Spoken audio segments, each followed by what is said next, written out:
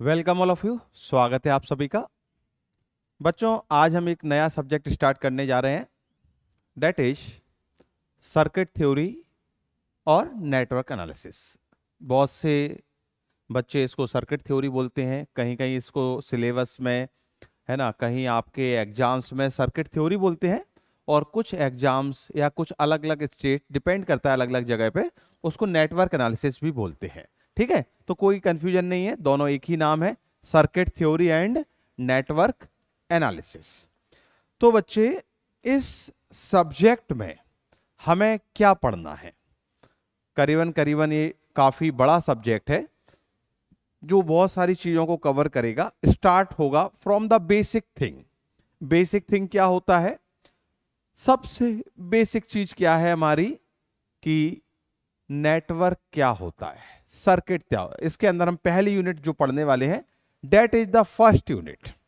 ये हमारी first unit है जो हम इस सब्जेक्ट में पढ़ने वाले हैं। सब्जेक्ट का नाम सर्किट थ्योरी, नेटवर्क एनालिसिस, आप जो भी बोले कोई दिक्कत नहीं है। हाँ जी, तो इस सब्जेक्ट की सबसे पहली यूनिट क्या है जो इधर लिखी हुई है?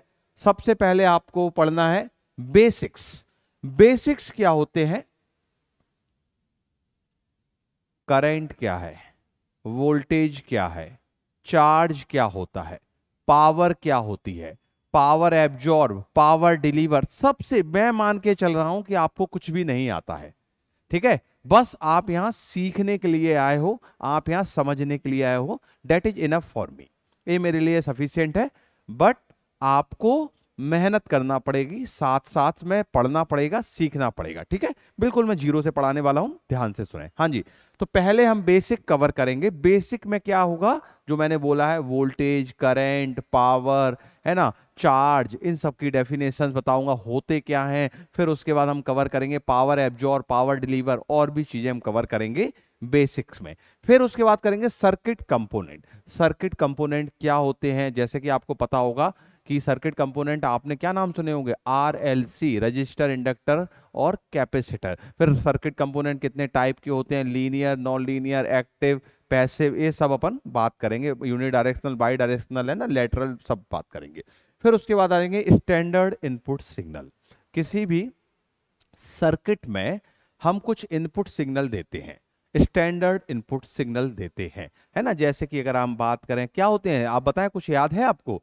स्टैंडर्ड इनपुट सिग्नल मतलब आप इसमें unit impulse signal, unit step signal, unit ramp signal, unit parabolic या पैराबोलिक सिग्नल, इनकी हम बात करेंगे।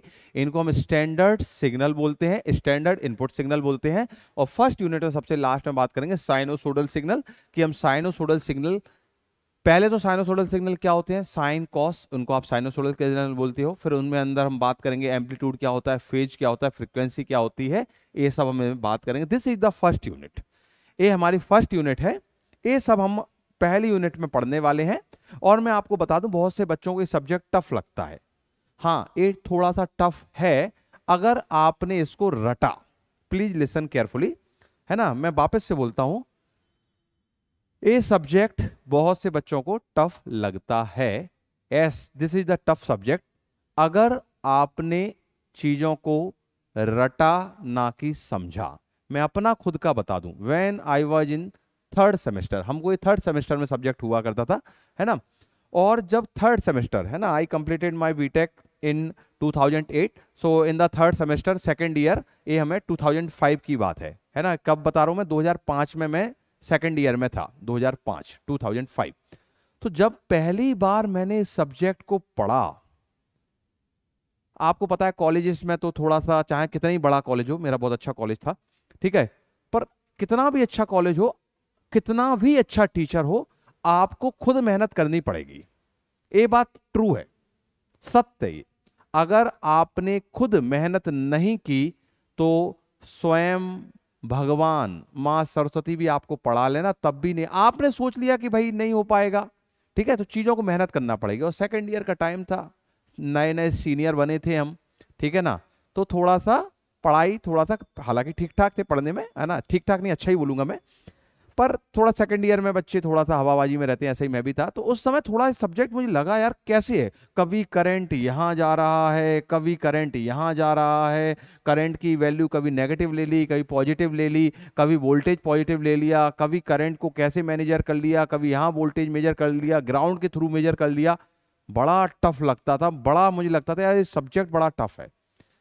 पर है कब तक, जब तक आप इसे रट रहे हो, अगर चीजों को समझ लिया आपने तो बिल्कुल पानी, बिल्कुल आसान सब्जेक्ट है। और मैं आपको बता दूं ये उन सब्जेक्टों में से है कि अगर आपने एक बार समझ लिया तो आपको एक कंसेप्ट हमेशा याद रहेंगे। और एक और इंपॉर्टेंट मैं आपको बात यहां पर बता दूं कि आप कोई और भी सब्जेक्ट पढ़ें, चाहे आप ईडीसी पढ़ें, चाहे आप एनालॉग पढ़ें, चाहे आप डिजिटल पढ़ें, मैं इलेक्ट्रॉनिक्स के सब्जेक्ट बता रहा हूं, चाहे आप कंट्रोल सिस्टम पढ़ें, कहीं ना कहीं आपको हमेशा नेटवर्क थ्योरी, सर्किट थ्योरी के कॉन्सेप्ट यूज होंगे ही। Please listen carefully. आप कोई भी सब्जेक्ट पढ़ें बच्चे, आपको हमेशा इस सब्जेक्ट के कंसेप्ट यूज होंगे ही। कम से कम सबसे basic concept KVL, KCL, nodal analysis, mesh analysis, और जो हमारी सुपरपोजिशन थ्योरम है ना, जो हमारी नॉर्टन थ्योरम है, ये सब थ्योरम्स, ये सब बेसिक केवीएल केसीएल यूज होंगे ही। तो ये बहुत ही इंपॉर्टेंट सब्जेक्ट है, this is the basic subject, है ना। आप देखेंगे सबसे पहले अगर आप कोई प्रिपरेशन करने जाएंगे, आप चाहे जूनियर इंजीनियर की प्रिपरेशन करें, असिस्टेंट इंजीनियर की प्रिपरेशन करें, you prepare for GATE engineering services, any exam, the first subject in the coaching is network. हमेशा पहला सब्जेक्ट यही पढ़ाते हैं, हमेशा और हमेशा पहला सब्जेक्ट यही पढ़ाते हैं। उसका कारण क्या है? उसका कारण है because this subject is utilize in each and every subject. हर एक सब्जेक्ट में कहीं ना कहीं थोड़ा बहुत ए यूज होगा ही, ज्यादा भी होता है। अगर आप कंट्रोल सिस्टम में बात करें तो इसके बहुत यूज है। अगर आप डिजिटल इलेक्ट्रॉनिक्स में बात करें, A to D, D to A converter, जिन्होंने डिजिटल इलेक्ट्रॉनिक्स पढ़ा होगा, analog to digital, digital to analog converter होते हैं। उन कन्वर्टर के क्वेश्चंस, उन कन्वर्टर की थ्योरीज आप तभी समझ सकते हो जब इसको आपने पढ़ा होगा। ठीक है, चलिए, तो ये तो सब्जेक्ट इंपॉर्टेंट क्यों है और सब्जेक्ट में क्या पढ़ना है और कैसे पढ़ना है वो मैंने बता दिया, है ना। कैसे पढ़ना है, बस आपको इतना करना है कि आपको जो मैं बोल रहा हूं उसको समझना है, इतना सा बस आप काम कर लें, बाकी सब मेरे ऊपर छोड़ दें, मैं आपको बढ़िया तरीके से समझा दूंगा। बस जितना मैं समझा रहा हूं, मैं चीज़ों को बड़े आसान से समझाता हूं, बड़े बेसिक से समझाता हूं। जो मेरे पहले पढ़ चुके हैं, जो मुझसे पहले पढ़ चुके हैं, वो मेरा पढ़ाने का टीचिंग स्टाइल जानते हैं। ठीक है, मैं भले ही टाइम ज़्यादा ले लूँ पर पढ़ाता बड़े आराम से हूँ, चीज़ें आपके दिमाग में घुस जाएंगी, गारंटी मेरी है। बस आपको बैठकर पढ़ना है। ठीक है, चलिए अब हम सब्जेक्ट के पहले यूनिट पर पहली बात करते हैं, बेसिक। बेसिक क्या है, व्हाट इज द बेसिक। चलें, तो सबसे पहले बात करते हैं कि सर्किट होती क्या है। What is the definition of circuit, what is the definition of circuit. चलिए, तो मैं आपको क्या बात कर रहा हूं, सबसे पहली डेफिनेशन में बात करता हूं, व्हाट इज द सर्किट। आपसे कुछ पूछ ले कोई कि बताओ, आपने पूरा सर्किट थ्योरी, पूरा नेटवर्क पढ़ लिया, सर्किट की डेफिनेशन बता दो। हालांकि बहुत ही बेसिक चीज है पर पता होना चाहिए, है ना, मेरा मानना है पता होना चाहिए। What is the circuit. देखें, in the electrical and electronics engineering we generally deal with transferring the energy from one point to another point। क्या बोला मैंने? इलेक्ट्रिकल और इलेक्ट्रॉनिक एनर्जी में आप किससे डील करते हो? आप डील करते हो एनर्जी को ट्रांसफर करने में एक पॉइंट से दूसरे पॉइंट पर। समझ में आया? Now suppose you want to transfer the energy from this point to this point. हम यही एनर्जी ट्रांसफर करना चाहते हैं। एनर्जी, आप बोलो सर एनर्जी क्या है, चाहे आप करंट की बात करो, वोल्टेज की बात करो, एनर्जी है। ठीक है, सिंपल सी बात है, एनर्जी। चार्जेस, चार्ज बोल लो आप, ठीक है, सबसे बेसिक क्वांटिटी होती है चार्ज, है ना, उसको हम एनर्जी भी बोलते हैं, अभी धीरे धीरे समझोगे। सो मैंने क्या बोला, in electrical and electronics engineering generally we want to transfer the energy charges from one point to another point. Now how they transfer, अब ये ट्रांसफर कैसे होंगे, ऐसे हवा में तो हो नहीं सकते। आपने देखा कभी हवा में करंट जा रहा है, हवा में सिग्नल जाता है, करंट वोल्टेज नहीं जाता, ठीक है, ध्यान से सुने। Now they want some network, they want some interconnection, इनको क्या चाहिए, एनर्जी को यहां से यहां तक जाने के लिए कुछ इंटरकनेक्शन चाहिए। So suppose, please listen carefully,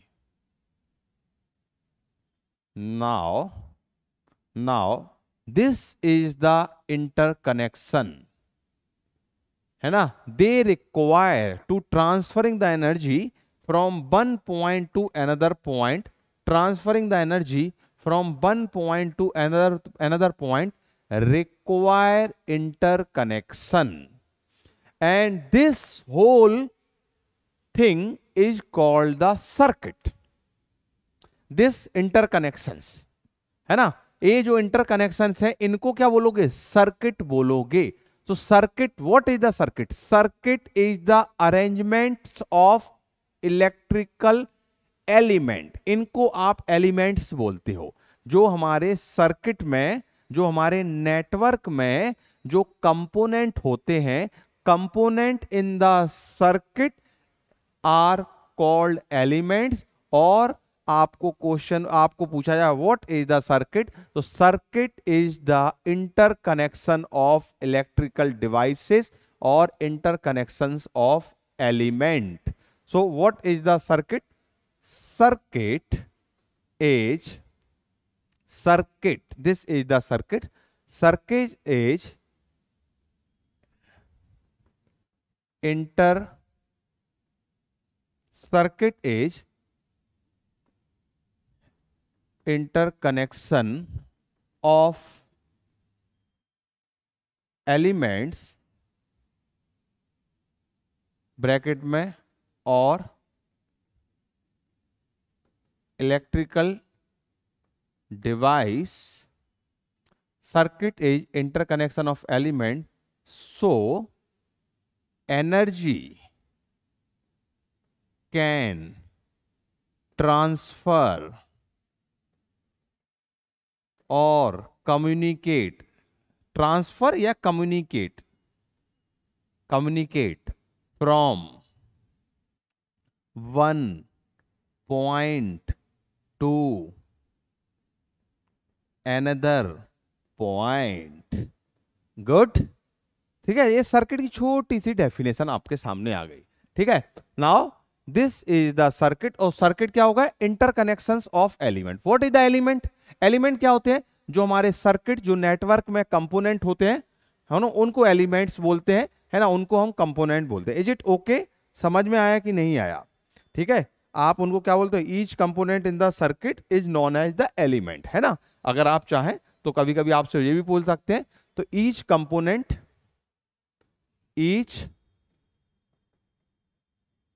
component in circuit, circuit को मैं SCKT लिख रहा हूं, है ना, सर्किट को शॉर्ट में लिखते हैं CKT, है ना, तो कंफ्यूज मत होना सर्किट मैं क्या लिख रहा हूं। ईच कंपोनेंट इन सर्किट कॉल्ड एलिमेंट, इनको हम एलिमेंट बोलते हैं, ठीक है क्या। चलें, तो ये पहली बात आ गई है कि सर्किट क्या होते हैं, नेटवर्क क्या होता है ना। अब आप नेटवर्क देखोगे, बड़े अलग अलग तरीके के नेटवर्क हैं, ठीक है। आपने ये बिल्कुल बेसिक सा नेटवर्क देखा है जिसमें रजिस्टर लगे हैं और एक वोल्टेज लगा है, बैटरी लगा है। अब आपके दिमाग में आएगा क्वेश्चन कि सर ये बैटरी क्यों लगा दी आपने, क्या कोई ऐसा सर्किट हो सकता है जिसमें बैटरी ना हो, आपके दिमाग में आएगा, ठीक है। क्या सर हमेशा रजिस्टर ही होगा, क्या कभी और कोई एलिमेंट नहीं होते हैं, बिल्कुल होते हैं, है ना, बहुत सारे एलिमेंट होते हैं। RLC, जनरली आप RLC देखोगे, रजिस्टर, इंडक्टर, कैपेसिटर, बहुत सारे क्वेश्चन आएंगे। This is the starting of your subject, ये हमारे सब्जेक्ट की स्टार्टिंग है, अभी हमें बहुत दूर तक जाना है, बड़ा अच्छी तरह से पढ़ना। और बच्चे मेरी बात ध्यान से समझें, मैं आपको ये सब्जेक्ट केवल आपके एग्जाम लेवल तक नहीं, मैं आपका सब्जेक्ट ये बहुत स्ट्रॉन्ग करवाना चाहता हूं, जिससे आप आगे भी याद रखेंगे मुझे कि सर ने कोई सब्जेक्ट पढ़ाया था।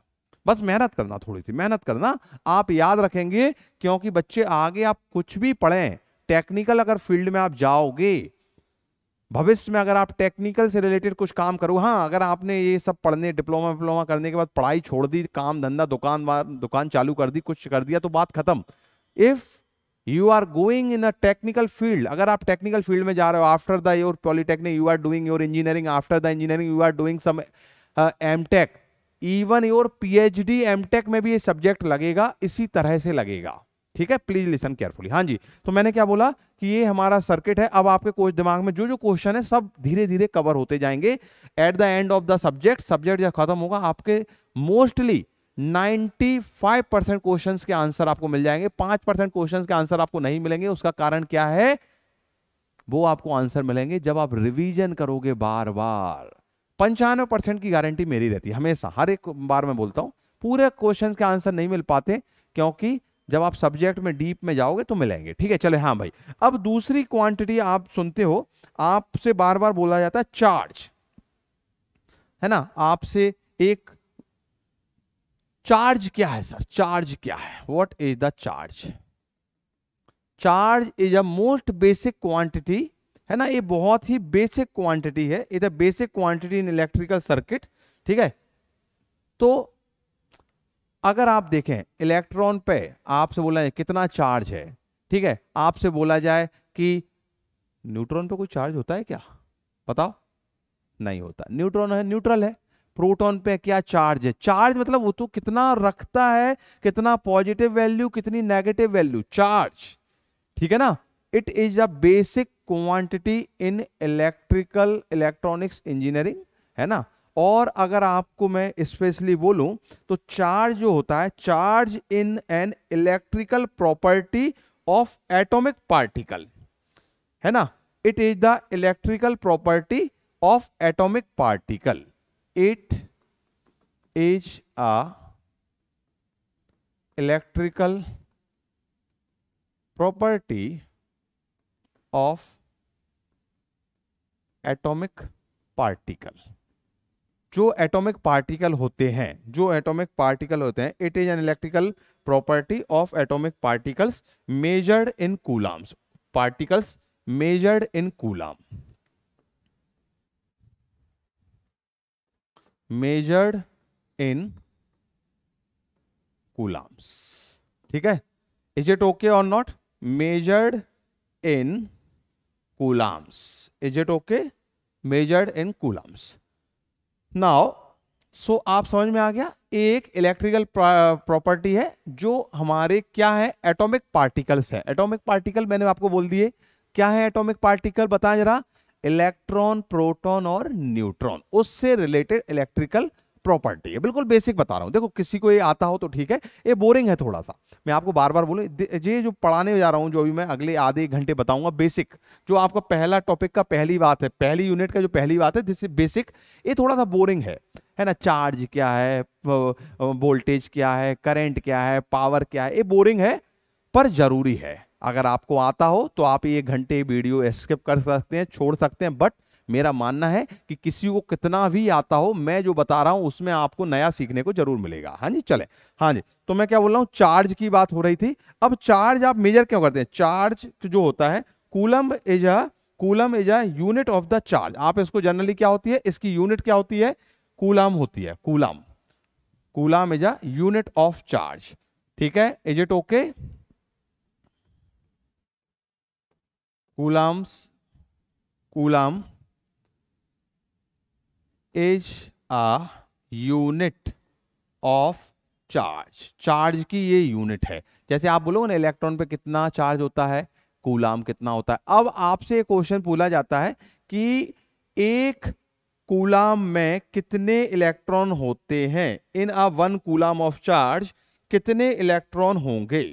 ठीक है ना, कितने इलेक्ट्रॉन होंगे बताओ। वन इलेक्ट्रॉन पर चार्ज कितना होता है? What is the charge over the electron? 1.6 into 10⁻⁻19 coulomb charge on electron, charge on electron.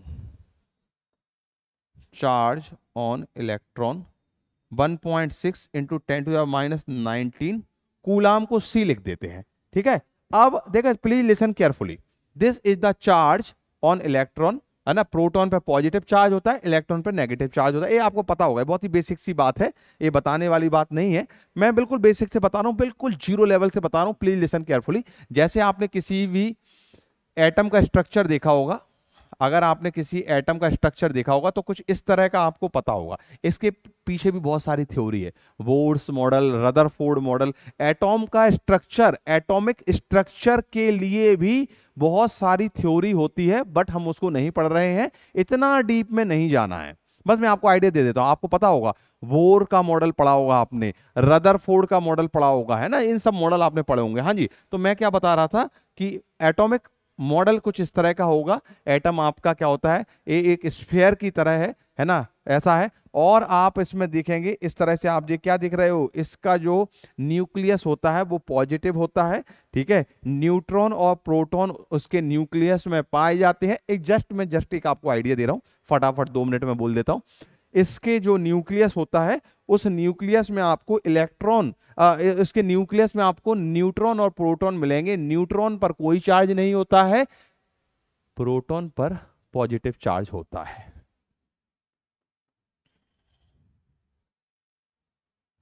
Neutron और प्रोटॉन, ठीक है। अब मैंने क्या बोला कि न्यूट्रॉन पर नो चार्ज और प्रोटॉन पर पॉजिटिव चार्ज होता है। ठीक है भाई, क्लियर हुई मेरी बात? हाँ जी सर, ये तो क्लियर हो गई। ठीक है, अब आपको न्यूक्लियस में न्यूट्रॉन और प्रोटॉन दोनों मिलते हैं। ठीक है, अब न्यूक्लियस में न्यूट्रॉन प्रोटॉन है, तो किसी को पता है कि इलेक्ट्रॉन कहाँ होते हैं? हाँ जी सर पता है, इलेक्ट्रॉन हमारे इस चारों तरफ चक्कर लगाते रहते हैं। जो भी हमारे ऑर्बिट्स होती है, इन ऑर्बिट्स में इलेक्ट्रॉन्स, ये इलेक्ट्रॉन्स है जो मैं अलग कलर से बता रहा हूँ, ये कलर से देखो आप, ये और बड़ा बना देता हूं। ये इलेक्ट्रॉन्स हमारे जो न्यूट्रॉन के चारों ओर हमारे ऑर्बिट होते हैं, उन ऑर्बिट में चक्कर लगाते रहते हैं। और फिर आपने सेंट्रीफ्यूगल सब आपने फोर्स पढ़े होंगे। ठीक है, इन फोर्स से आपको पता है, एक फोर्स बाहर की तरफ लगता है, एक फोर्स अंदर की तरफ लगता है।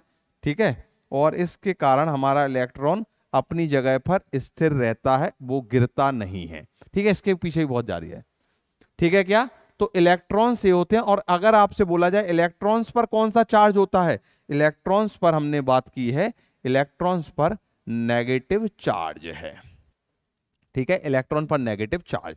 तो ये तो कुछ छोटी सी बात हुई है ना। अब हम बात करते, एक और बात आपको पता होगा, एक और बात आपको पता होगा, ध्यान से सुने, कि टोटल चार्ज किसी भी एटम पर 0 होता है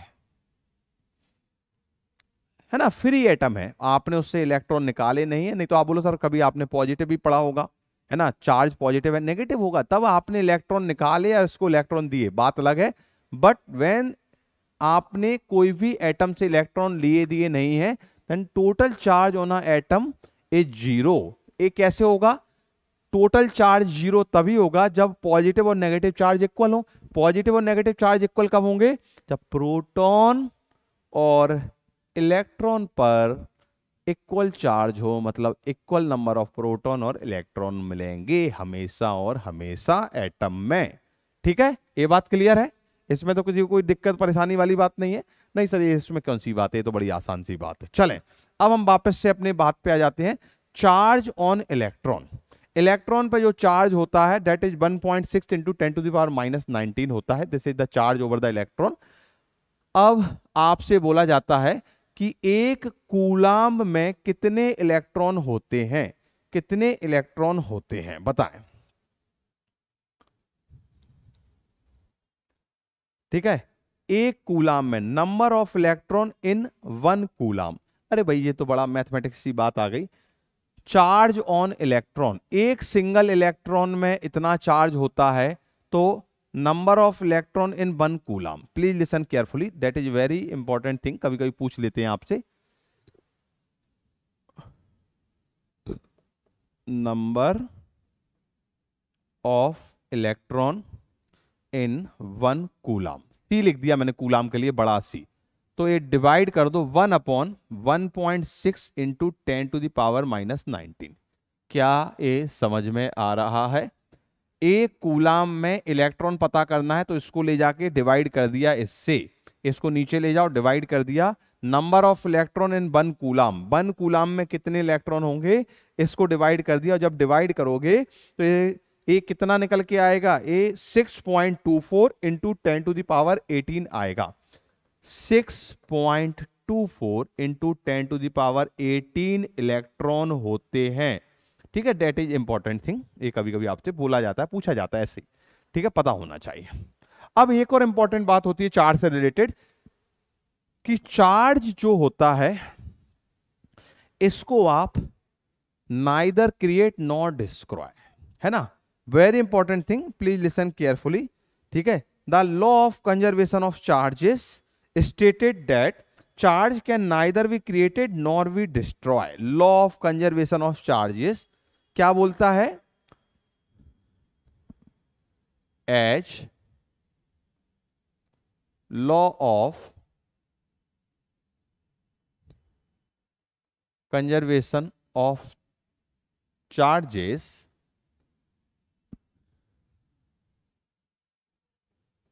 charge can neither be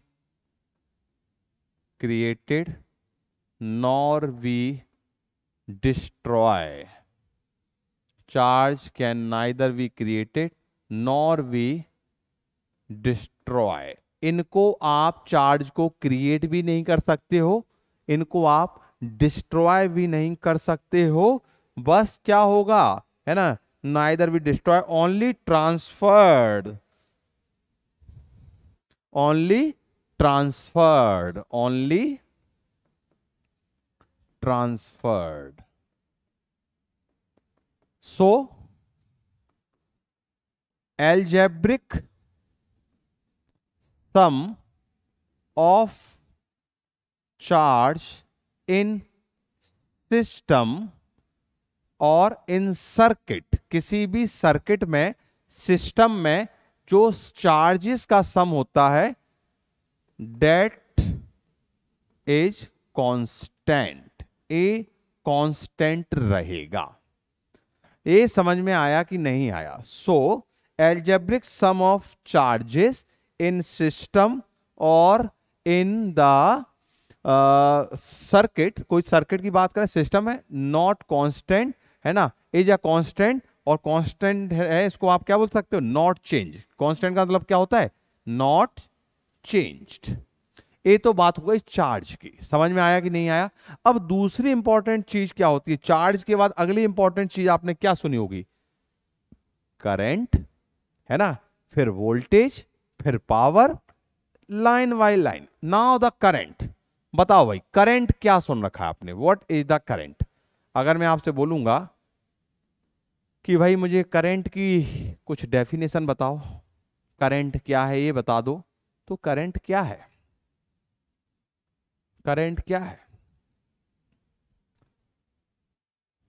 transferring of charges from one point to another point with respect to time generate the current.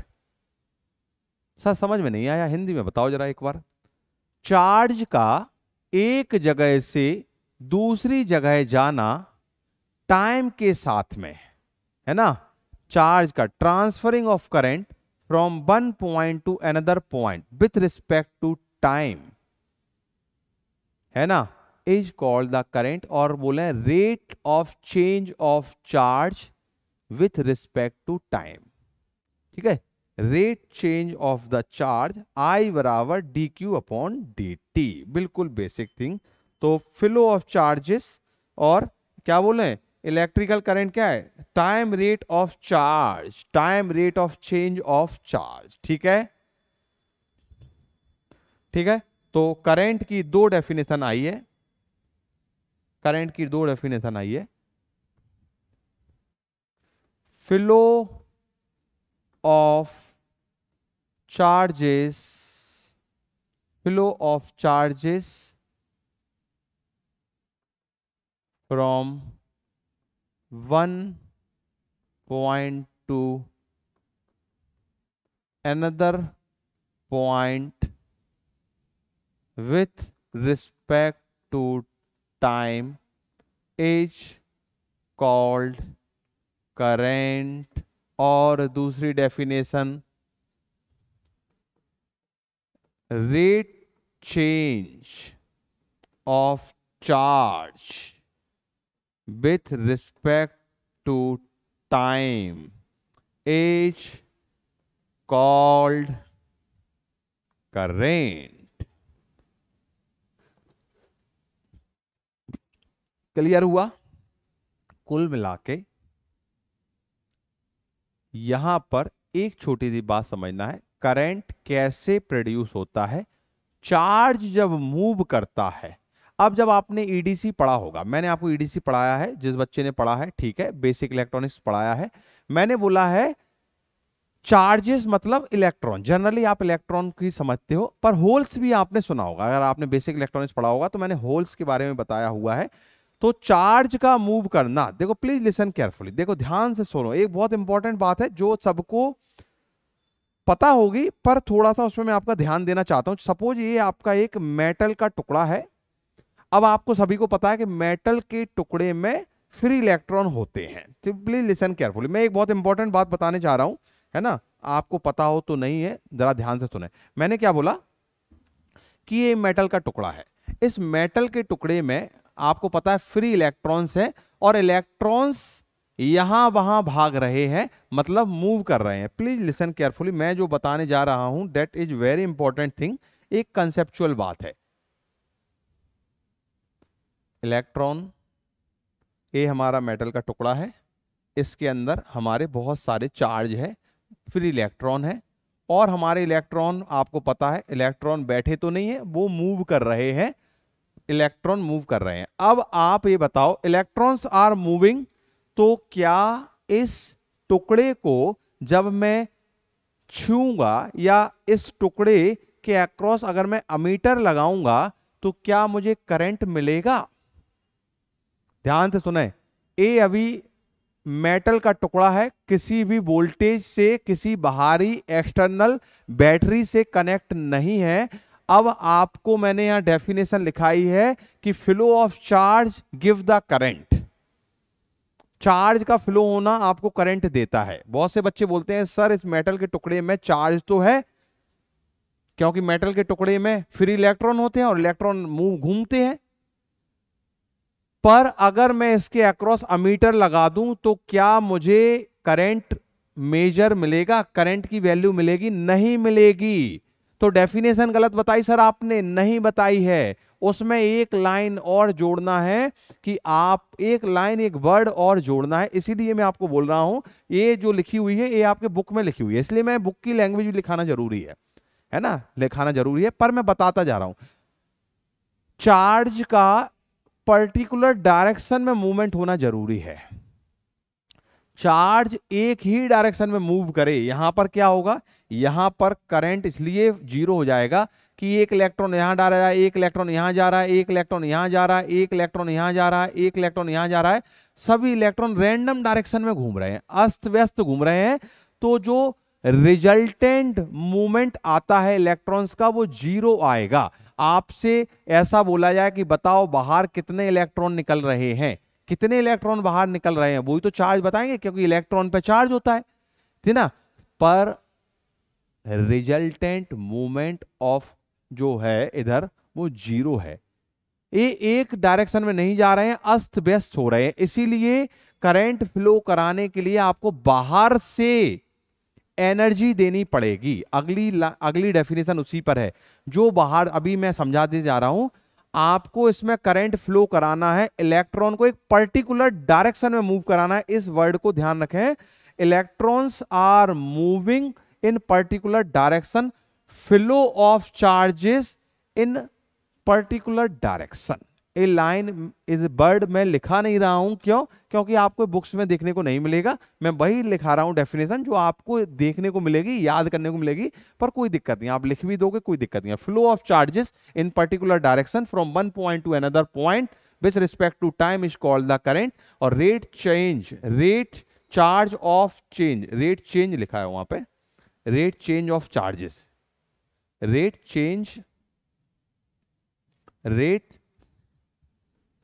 Change of charge with respect to time is called the current. और यहां पर आपने इसका I बराबर D Q upon D T formula देखा ही होगा। Q मतलब चार्ज में कितना चेंज है, इतना आपको मैथमेटिक्स आता ही होगा कि कहीं डी वाई डी टी लिखा हुआ है, अगर कहीं डी वाई डी टी लिखा हुआ है तो मतलब है कि रेट ऑफ चेंज कितना होगा, डी वाई डी टी मतलब रेट ऑफ चेंज। तो I बराबर D Q by D T rate of change को बता दिया। तो this is about the charges. तो अब यहां पे मैं क्या बता रहा था कि वोल्टेज क्या होता है, जो आपको एक्सटर्नल यहां पर फोर्स लगाना पड़ेगा इन इलेक्ट्रॉन्स को मूव कराने के लिए, वो वोल्टेज होता है। अभी थोड़ी देर में आएगा। जनरली वोल्टेज किसके थ्रू है, आप बैटरी लगाओगे है ना, इलेक्ट्रोमोटिव फोर्स लगाओगे, वो वोल्टेज जनरेट करेगा, वोल्टेज डिफरेंस जनरेट करेगा। अभी हम बात करने वाले हैं, उस पर आने वाले हैं।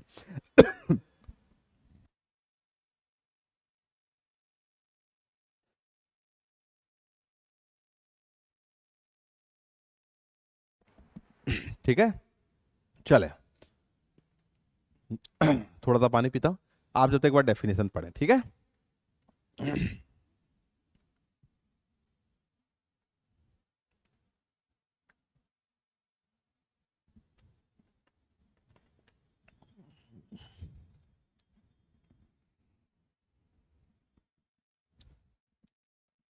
चले, कभी कभी एकदम से एकदम बोलते हुए, हाँ चले।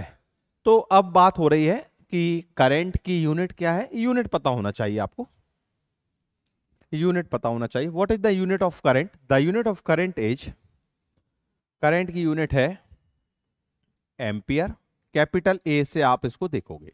चार्ज की यूनिट क्या है, कूलाम। टाइम की यूनिट क्या है, सेकंड। तो करंट की यूनिट क्या है आपको, एम्पियर और कूलाम पर सेकंड, दो यूनिट आपको देखने को मिलेगी। करंट की दो यूनिट मिलेंगी, कूलाम पर सेकंड और एम्पियर। अब आपको एक एम्पियर करंट की डेफिनेशन पूछी जाएगी। What is the definition of 1 ampere current? एक एम्पियर करंट क्या होता है बताओ, एक एम्पियर करंट क्या होगा? देखो यहां से पूछता हूं मैं, करंट बराबर होता है चार्ज अपॉन टाइम, है ना, चेंज इन चार्ज। अब मैं आपसे बोल रहा हूं एक एम्पियर करंट बताएं।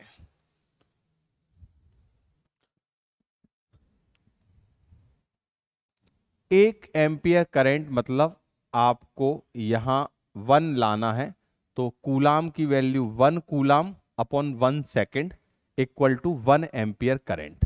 तो क्या हुआ, ध्यान से सुने, what is the definition of 1 ampere current?